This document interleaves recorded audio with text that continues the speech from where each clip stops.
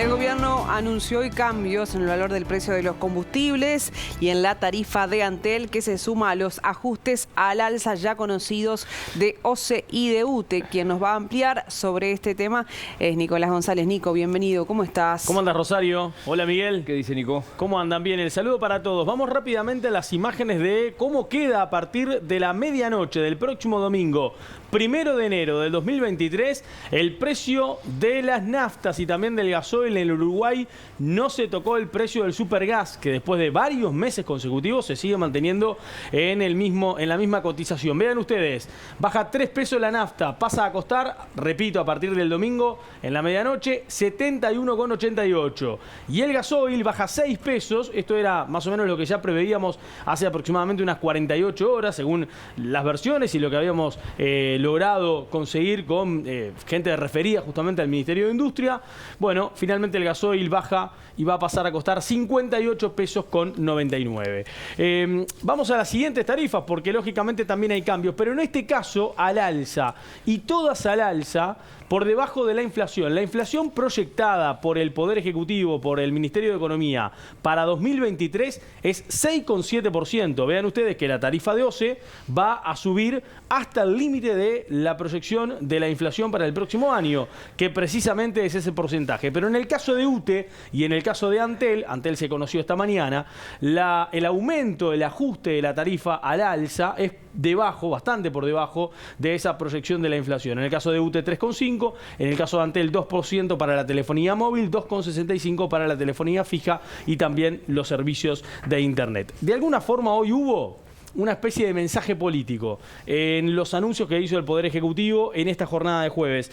¿Por qué digo esto? Bueno, porque, a ver, hay una situación que hay que remarcar y que hay que señalar. Hoy se utilizó la imagen de la ministra de Economía, Azucena Arbeleche, para la comunicación de parte del Poder Ejecutivo, pero no para hablar directamente del tema tarifario, sino para hacer una especie de resumen de lo que el gobierno fue previendo que iba a ocurrir en materia económica a lo largo del 2022, que era un año que estaba señalado por el propio presidente de la República como el año de salida de la pandemia. La pospandemia se había marcado como el año 2022. Y de alguna forma hoy se utilizó a Azucena Arbeleche para hacer un balance de lo que dejó el año 2022 en materia económica y lo que se proyecta para el 2023. En un rato vamos a escuchar a Arbeleche, pero ahora vamos a escuchar a Paganini referirse justamente a la situación financiera de ANCAP.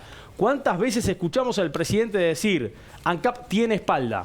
¿Para qué? Para hacer justamente los ajustes fiscales, para tratar de hacer renuncias fiscales y que de esa forma el gobierno pueda tratar de paliar el aumento del combustible, que sea menos de lo que en realidad la URSEA estaba de alguna forma recomendando en sus respectivos estudios mensuales, en el precio de paridad de importación, obviamente, con los precios internacionales. La realidad es que hoy lo que dice Paganini es que la situación financiera de ANCAP es buena, que la política que se ha llevado adelante por parte de la empresa estatal es exitosa y que de alguna forma las finanzas están en orden.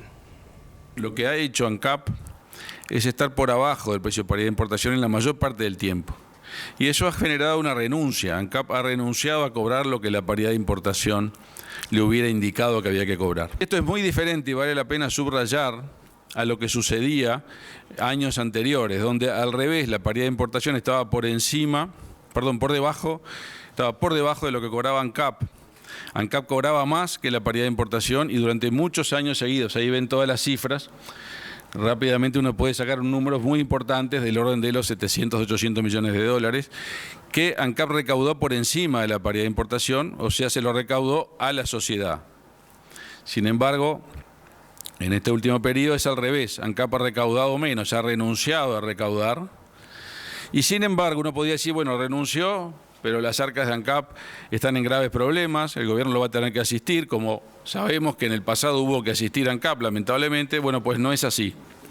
ANCAP está en equilibrio, mostrando incluso ganancias, y está sana financieramente, y eso vale la pena resaltarlo, porque tenemos una situación que muestra una política de combustibles exitosa, que acompaña a los precios internacionales, que cuando puede atenúa subidas que son delicadas para la producción y para el consumo de las familias, y a la vez lo hace sin poner en riesgo las finanzas del ente autónomo de combustibles.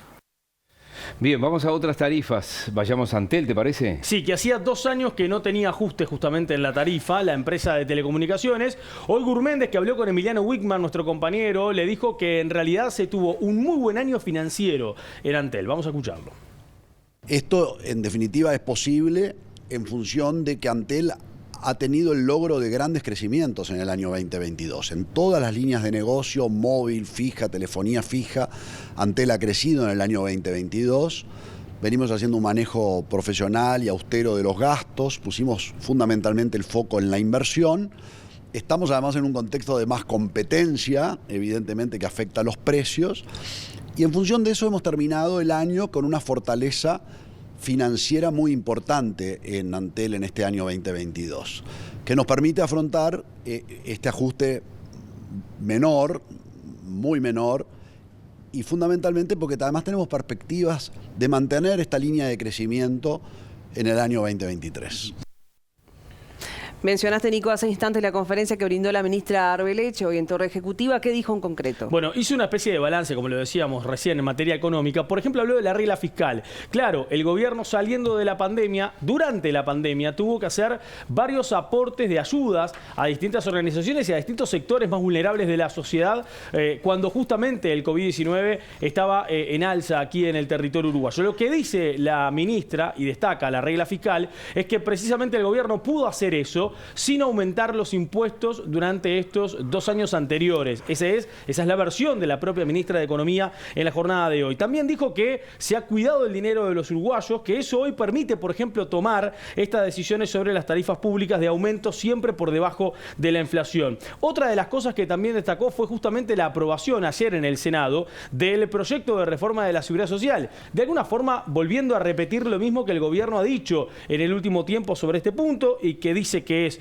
de enorme responsabilidad por parte del Poder Ejecutivo, de este Poder Ejecutivo, porque esta reforma en realidad se va a aplicar en los próximos años y son próximos gobiernos, los gobiernos a futuro que vienen, los que van a tener que aplicarla. Por eso la responsabilidad y también la, la seriedad que el gobierno le quiso dar al tratamiento justamente de esta reforma de la Seguridad Social. También dijo que esto es para la sostenibilidad del sistema, algo que ha repetido, por ejemplo, el presidente de la República, tratando de que la misma sea justa y equitativa, entre otros puntos. Pero vamos directamente a hablar ahora de economía, porque también la ministra hizo un balance económico del año y, entre otras cosas, dijo que todas las proyecciones que se habían dado sobre crecimiento, sobre creación de empleo y también, por ejemplo, en materia fiscal, en este 2022 se terminaron cumpliendo.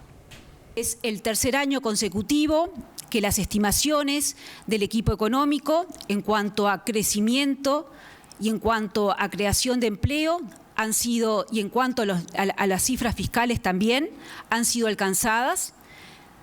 Este año vamos a terminar con un crecimiento en el entorno del 5%. Vamos a terminar con creación de empleo, unos 40.000 puestos de trabajo.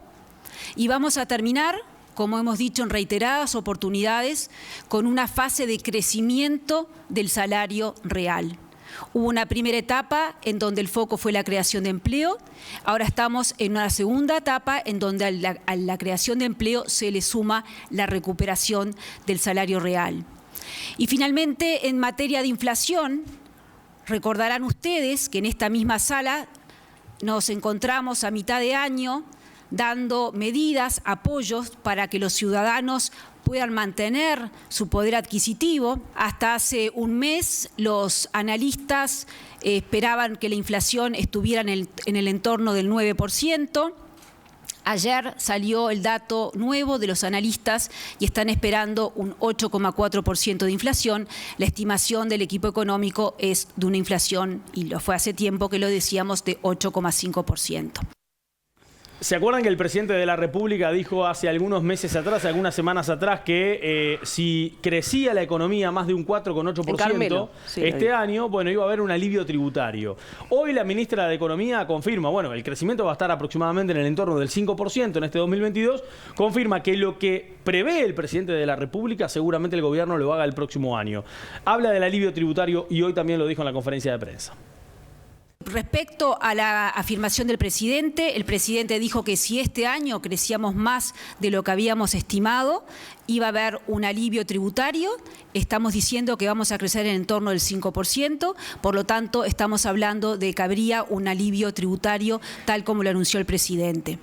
Quiero destacar que no solamente comparamos un año, el 2022, para tomar esta decisión, dentro de lo que dije que se llama la regla fiscal, que es cuidar el dinero de todos los uruguayos, miramos lo que pasa en el 22, pero también lo que pasa para adelante para tomar esa decisión.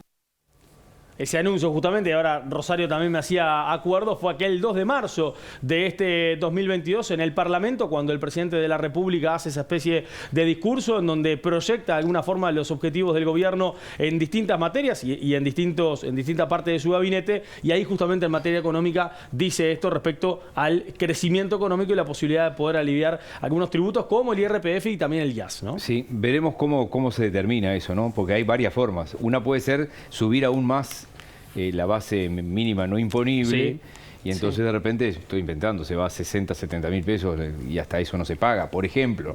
Veremos qué es lo que, o de repente algún tipo de descuento, veremos. Gracias, Nico. Que pasen bien.